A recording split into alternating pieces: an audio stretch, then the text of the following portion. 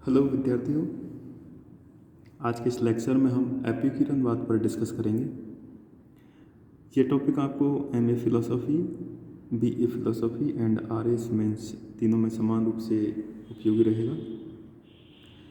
एपिक्यूरियनवाद एक नैतिक सिद्धांत है जिसके प्रतिपादक एपिक्यूरस नामक एक यूनानी दार्शनिक थे। कौन था इसका प्रतिपादक? एपिक्यूरस। एपिक्यूरस ने सुकरात के आनंद संबंधी विचारों से प्रभावित थे। एपिक्यूरस कैसे थे?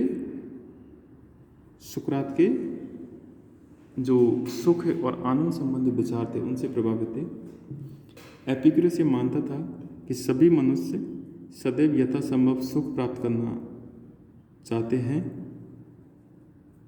तथा दुख से मुक्त होना चाहते हैं, और सुख ही अपने आप में वांछनीय तथा परम उद्देश्य है। एपिक्यूरस मनोवैज्ञानिक सुखवाद के आधार पर नैतिक सुखवाद का प्रतिपादन करते हैं। यानी कि एपिक्यूरस सुखवाद में बिलीव करते हैं और इस बात को मानते हैं कि सभी मनुष्यों का मुख्य उद्देश्य कार्य का प्रेरक सुखी है और वो सभी मनुष्य सुख प्राप्त करना चाहते हैं तथा दुख से दूर होना चाहते हैं। अतः एपिक्यूरस के सुखवाद का जो आधार है, नैतिक सुखवाद का जो आधार है वो है मनोवैज्ञानिक सुखवाद। लेकिन एपिक्यूरस ने परिष्कृत सुखवाद की स्थापना की। उन्होंने शारीरिक सुख के बजाय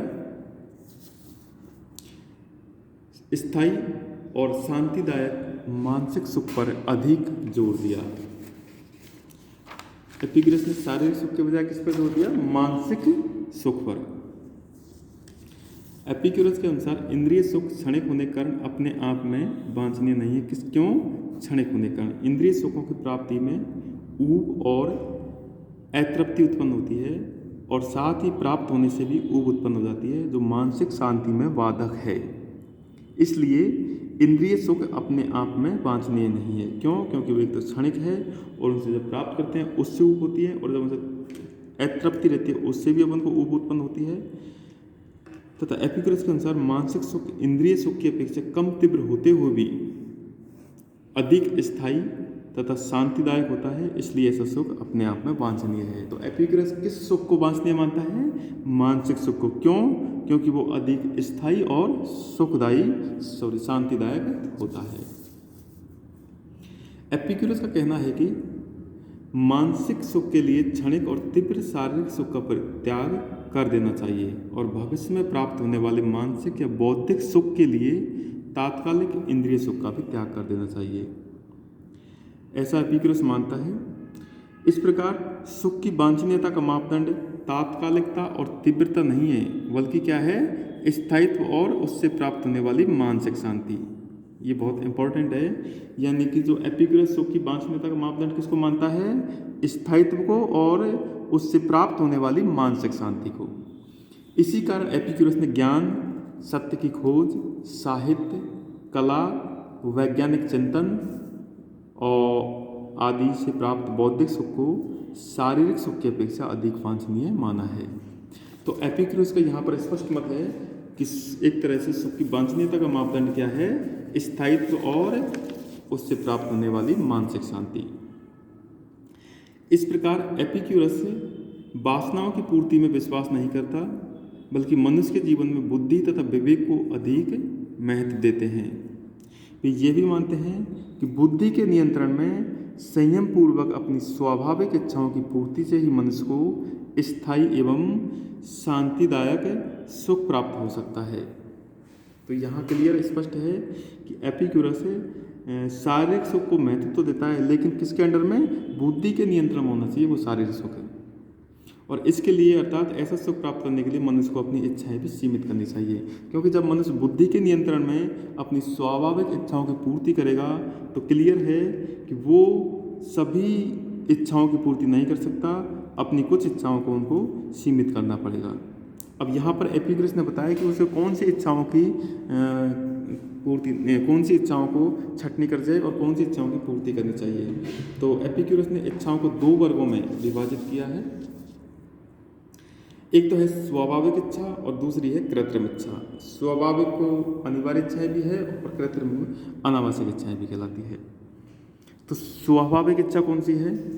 इन इच्छाओं का संबंध मनुष्य की शारीरिक तथा मानसिक आवश्यकताओं से है। किससे? शारीरिक और मानसिक। देखो, स्वाभाविक इच्छा सिर्फ मानसिक नहीं है, दोनों ही है, शारीरिक भी है और मानसिक भी है। तथा इनकी पूर्ति मनुष्य की शारीरिक तथा मानसिक शांति के लिए आवश्यक है, जैसे भूख, प्यास, कामेच्छा, निद्रा, स्नेह, दोस्ती। ये एक तरह से स्वाभाविक इच्छा है। एक है कृत्रिम इच्छा। ऐसी इच्छाएं मनुष्य के सुखी जीवन के लिए न केवल अनावश्यक है, अपितु शारीरिक स्वास्थ्य तथा मानसिक शांति में बाधक भी होती है। जैसे बहुत कौन कौन सी? अत्यधिक धन संग्रह, अत्यधिक महत्वाकांक्षा, निरंतर शारीरिक उत्तेजना। तो ये कौन सी इच्छा होती है जो मनुष्य के लिए अनावश्यक भी होती है और अपने हेल्थ और मानसिक शांति के लिए बाधक होती है ये। तो एपिक्यूरस के अनुसार समुचित दार्शनिक ज्ञान तथा विवेक ही मनुष्य को कृत्रिम इच्छाओं तथा अंधविश्वास जनित भय से मुक्ति दिला सकता है। कौन दिलाता है? समुचित दार्शनिक ज्ञान तथा विवेक। एपिक्यूरस के अनुसार मनुष्य को मृत्यु का भय तथा ईश्वर द्वारा दंडित किए जाने का भय सबसे ज़्यादा परेशान करता है, लेकिन एपिक्यूरस ऐसे मानता है कि ये दोनों भय अज्ञान तथा अंधविश्वास से उत्पन्न होते हैं और ये दोनों भय डेमोक्रेट्स के परमाणुवाद से दूर हो जाते हैं।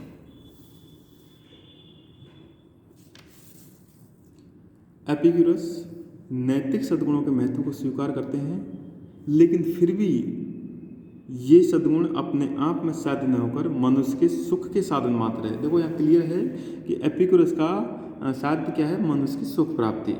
इसलिए जो नैतिक सद्गुण है उनको भी महत्व को स्वीकार करता है, लेकिन किसके साधन के रूप में? सुख के साधन के रूप में।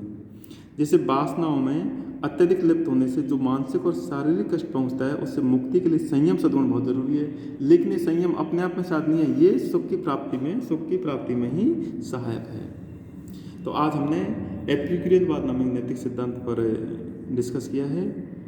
तो थैंक यू सो मच।